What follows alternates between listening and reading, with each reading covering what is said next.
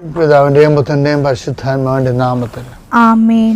അമ്മേ പരിശുദ്ധമ്മേ, അമ്മേ പരിശുദ്ധമേ, ദൈവമാതാവേ, ദൈവമാതാവേ, കൃപാസനത്തിലൂടെ ഞങ്ങൾക്കും ഞങ്ങളുടെ ദേശത്തിനും അമ്മ മധ്യസ്ഥം തേടി തന്ന എല്ലാ അനുഗ്രഹങ്ങൾക്കും കൃപകൾക്കും ഞങ്ങളിപ്പോൾ ഹൃദയം നിറഞ്ഞ നന്ദി പറയുന്നു. അമ്മേ പരിശുദ്ധമ്മേ, അമ്മേ പരിശുദ്ധമേ, ദൈവമാതാവേ, 2004 ഡിസംബർ 7 തീയതി ഉച്ചകഴിഞ്ഞ് 2:30 കൃപാസനത്തിൽ സംഭവിച്ച അമ്മയുടെ പ്രത്യക്ഷപ്പെടലിനെ കുറിച്ച് തിരുസഭയ്ക്ക് സമർപ്പിച്ചിരിക്കുന്ന പഠനരേഖകളുടെ മേൽ സഭാത്മകമായ പഠനം ആരംഭിക്കുവാൻ ഞങ്ങൾ പ്രാർത്ഥിക്കുന്നു. അമ്മേ പരിശുദ്ധമേ, ഭൂസ്വർലോകങ്ങളുടെ രാജ്ഞിയായ അങ്ങേയ്ക്ക് ഭൗമസംരക്ഷണത്തിനായി പ്രപഞ്ചപ്രകൃതിയെ തന്നെ തിരുസഭ പ്രതിഷ്ഠിക്കുവാൻ ഈ പ്രത്യക്ഷീകരണം വഴി ഇടയാക്കണമേ. അമ്മേ പരിശുദ്ധമേ, അമ്മേ പരിശുദ്ധമേ, ജപമാല മാതാവേ, സകല കൃപാസനം പ്രാർത്ഥനകളോടും ചേർത്ത് ഞങ്ങളിപ്പോൾ പ്രാർത്ഥിക്കുന്ന ഈ കുടുംബത്തിന്റെ പ്രത്യേക നിയോഗം മക്കളെ.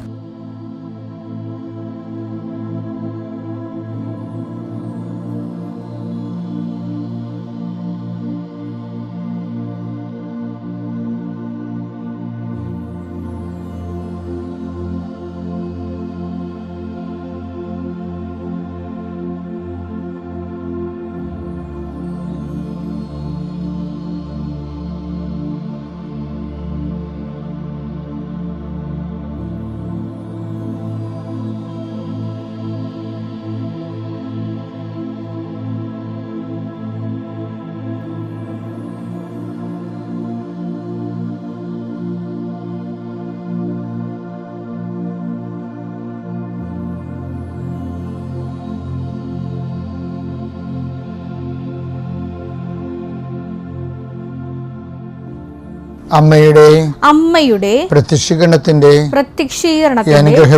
അനുഗ്രഹവേളയിൽ ഞങ്ങൾക്ക് സാധിച്ചു തരുവാൻ കനിയണമേ. ആമേൻ. വിശ്വാസ പ്രമാണം. സർവശക്തനായ പിതാവും ആകാശത്തിന്റെയും ഭൂമിയുടെയും സൃഷ്ടാവുമായ ദൈവത്തിൽ ഞാൻ വിശ്വസിക്കുന്നു. അവിടുത്തെ ഏകപുത്രനും ഞങ്ങളുടെ കർത്താവുമായ ഈശോമിശിഹായിലും ഞാൻ വിശ്വസിക്കുന്നു.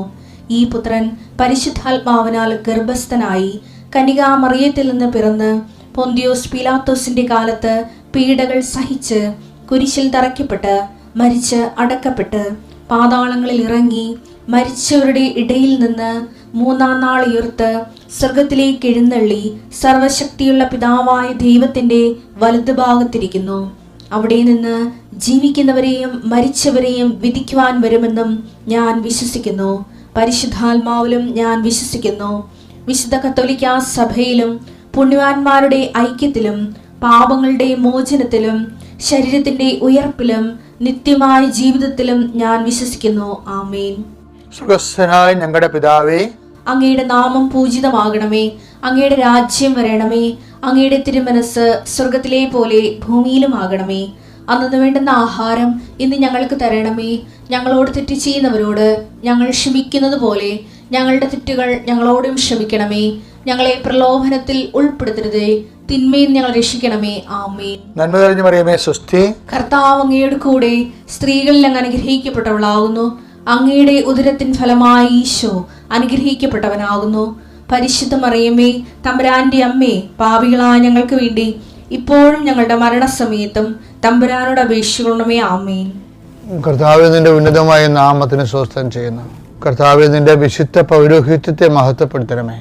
കർത്താവേ, സഭയിലുള്ള സാന്നിധ്യം പ്രകടമാക്കണമേ. 39 വർഷം ഞാൻ അർപ്പിച്ച കൃപാന്റെ യുഗതിയാൽ കൃപാസനത്താറെ ജീവനോടെ പ്രത്യക്ഷപ്പെട്ട മാതാവിന്റെ പ്രത്യക്ഷീകരണത്തിന്റെ ശക്തിയാൽ ഇന്ന് അങ്ങയുടെ മക്കളെ ഞാൻ പ്രാർത്ഥിച്ച് ആശീർവദിക്കുന്നു. കർത്താവേ,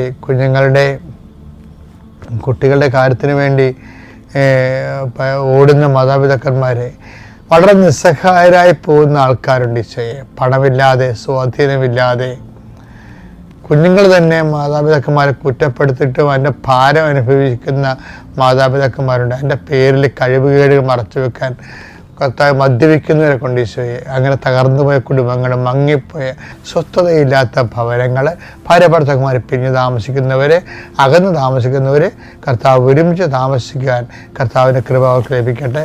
മാതാപിതാക്കൾ മക്കളിൽ തമ്മിൽ മാനസികമായിട്ട് അകന്ന് പോകുന്നവർ, മക്കൾ ദുർഗതിപ്പെട്ടു പോയിട്ടുള്ള മക്കളുണ്ട് ഈശോയെ, അവർ തിരിച്ചു വരാൻ വേണ്ടി കർത്താവിൻ്റെ നാമത്തിൽ ഞാൻ അവരെ സമർപ്പിക്കുന്നു. Lord increase your spirit, Lord increase your spirit of power and grace. നമ്മൾ ഇന്ന് കാണാൻ പോകുന്നത് മറിയത്തിൻ്റെ ദൈവവിളിയാണ്. ഈ ദൈവവിളി തന്നെ രണ്ട് തരമുണ്ട് ദൈവവിളിയെ. ചില ആൾക്കാർ ദൈവം ഏൽപ്പിക്കണ വിളിയുണ്ട്, അതുപോലെ തന്നെ പിതാവ് ഏൽപ്പിക്കുന്ന ദൈവവിളിയുണ്ട്.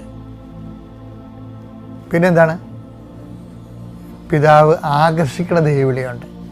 ഇപ്പം കൃപാസനത്തിൽ ഈ ഉടമ്പടി മാതാവിൻ്റെ പ്രത്യക്ഷീകരണത്തിന് ശേഷം ഏൽപ്പിച്ച ദൈവവിളിയാണുള്ളത്. അതിന് മുമ്പ് അത് ആകർഷിച്ച ദൈവവിളിയായിരുന്നു. നമുക്ക് ഓരോ സാക്ഷ്യങ്ങൾ കേൾക്കുമ്പോഴൊക്കെ നമുക്ക് ആകർഷണം വരത്തില്ലേ? അങ്ങനെ ഒന്ന് നമ്മൾ ഉടമ്പടി എടുക്കും. അതാണ് ആകർഷണ ദൈവവിളി. ഉടമ്പടി എടുത്തു കഴിഞ്ഞ് ചില ആൾക്കാർ അവർ സ്വന്തമായിട്ട് തന്നെ, ഇപ്പോൾ കഴിഞ്ഞ ദിവസം ഒരു സാക്ഷ്യം പറഞ്ഞ്, ഞാൻ 1200 പേരെ കൊണ്ട് ഉടമ്പടി എടുപ്പിച്ചതെന്ന്. അതെന്താണത്? അത് ആകർഷിച്ചതല്ല, അത് ഏൽപ്പിച്ച പോലെ ചെയ്യണതാണ്. ഇവിടെ ഈ ഉടമ്പടി പുതുക്കി വരുമ്പോൾ ആകർഷണ ദൈവവിളി ദൈവം ഏൽപ്പിച്ച ദൈവവിളിയായിട്ട് മാറി. ക്രിസ്തുവിനെ ദൈവം ഏൽപ്പിക്കുകയാണ് ചെയ്തത്. യോഹന്നാൻ 17:4 അവിടുന്ന് എന്നെ ഏൽപ്പിച്ച ജോലി പൂർത്തിയാക്കിക്കൊണ്ട് ഭൂമിയിൽ അവിടുത്തെ ഞാൻ മഹത്വപ്പെടുത്തി. അപ്പൊ നമുക്ക് ദൈവത്തെ മഹത്വപ്പെടുത്താം. ഏൽപ്പിച്ച ജോലി പൂർത്തിയാക്കി. ഏൽപ്പിച്ചേക്ക് ഉള്ള പ്രശ്നം ഉള്ളത് അത് മഹത്വപ്പെടുത്തണമെങ്കിൽ അത് പൂർത്തിയാക്കണം. പൂർത്തിയാക്കുക എന്ന് വെച്ച് കഴിഞ്ഞാൽ ആ മിഷൻ പൂർത്തിയാക്കുക എന്നല്ല പ്രശ്നം. അതിൻ്റെ അർത്ഥം എന്ന് പറയണത്, as far as you are being here, you must show the fidelity. നീ എപ്പോഴാണ് തിരിച്ചു വിളിക്കപ്പെടുന്നത് അതുവരെ ദൈവത്തോട് കാണിക്കുന്ന വിശ്വസ്തതയ്ക്കാണ് അങ്ങനെ പറയണത്, പൂർത്തിയാക്കണം എന്ന് പറയണത്. അത് മനസ്സിലായില്ലേ? ആ പൂർത്തിയാക്കലിന് ഫിഡലിറ്റി ആയിട്ടാണ് ബന്ധം. നമ്മളൊരു ദൗത്യം വിശ്വസ്തതയാണ് ചെയ്യണമെന്നുണ്ടെങ്കിൽ അത് ചെയ്യണത്രയും സമയം അത് പൂർത്തിയാണ്. നിങ്ങളത് കഠിനാധ്വാനത്തോടെ ചെയ്തു, പക്ഷെ ഉദ്ദേശം നിങ്ങളുടെ ജോലിയോ വീടോ ഭൗതികമായ ലക്ഷ്യങ്ങളൊക്കെ ആണെങ്കിൽ നമുക്ക് പൂർത്തിയാണെന്ന് പറയാൻ പറ്റത്തില്ല. നമ്മുടെ ഉയർത്തം എന്താണ്? ദൈവത്തെ മഹത്വപ്പെടുത്തുന്നതായിരിക്കണം അത്. പിതാവേ, ഒരു ജോലി പൂർത്തിയാകണമെങ്കിൽ അതിനെന്ത് ചെയ്യണം? 3 കണ്ടൻ്റ് ഉണ്ട്. ഒന്നെന്താണ്? അത് ഒരു ജോലി പൂർത്തിയായെന്ന് പറയാൻ അത് ഒന്ന് വിശ്വസ്തത നമുക്കുണ്ടാകണം. രണ്ടാമത്തേത് എന്താണ്? ആ വിശ്വസ്തതയാണ്. പക്ഷേ ആ ജോലി പകുതി ആയിട്ടുള്ളൂ, പക്ഷേ വിശ്വസ്തതയിലാണ് ആ പകുതി അവസാനിക്കണമെങ്കിൽ അത് പൂർത്തിയാക്കിയതുപോലെ തുല്യമാണ്. ഇങ്ങനെ വിശ്വസ്തത കാണിച്ചാൽ മാത്രമേ അത് ആ ജോലി മഹത്വം ഉണ്ടാക്കത്തുള്ളൂ. അപ്പോൾ ഈ മഹത്വം ഉണ്ടാക്കണത് എന്താണ്? വിശ്വസ്തതയാണ്.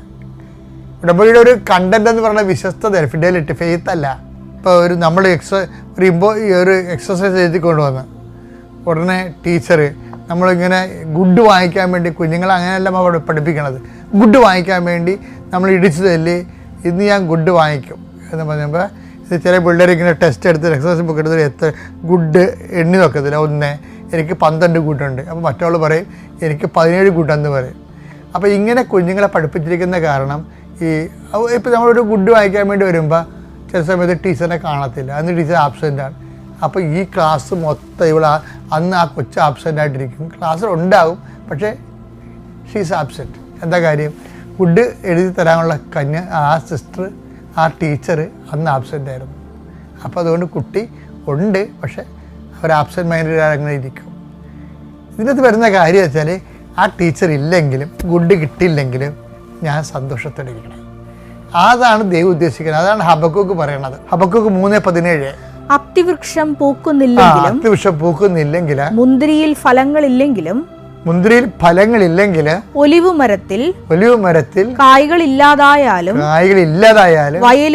വയലുകളിൽ ധാന്യം വിളയുന്നില്ലെങ്കിൽ ആട്ടിൻകൂട്ടം ആലയിൽ അറ്റുപോയാലും കന്നുകാലികൾ തൊഴുത്തിലില്ലാതായാലും ഞാൻ കർത്താവിൽ ആനന്ദിക്കും. അതാണ് വിശ്വസ്തത എന്ന് പറയുന്നത്. പിടിയാ, ഞാൻ കർത്താവിൽ ആനന്ദിക്കും. അപ്പം അതുകൊണ്ട് തന്നെ ഒരു വിഷയം ചെയ്യണത് ആരും കണ്ടില്ല, ആ ഒരു നന്മ പ്രവൃത്തി ചെയ്യണത് ആരും കണ്ടില്ലെങ്കിലും നിനക്ക് കർത്താവിൽ ആനന്ദം ഉണ്ടെങ്കിൽ ആ നന്മ പ്രവൃത്തി പൂർത്തിയായി. അതുകൊണ്ട് ദൈവം മഹത്വപ്പെട്ടു. അപ്പോൾ നമ്മളുടെ ഈ വർക്കുകളെല്ലാം ഇനി അറേഞ്ച് ചെയ്യണം ഈ രീതിയിൽ. അപ്പോഴാണ് ദൈവത്തെ മഹത്വപ്പെടുത്തിക്കൊണ്ട് കൃപയിൽ നിറഞ്ഞ ആസ്തി പദ്ധതി വളരണത്. Thank you.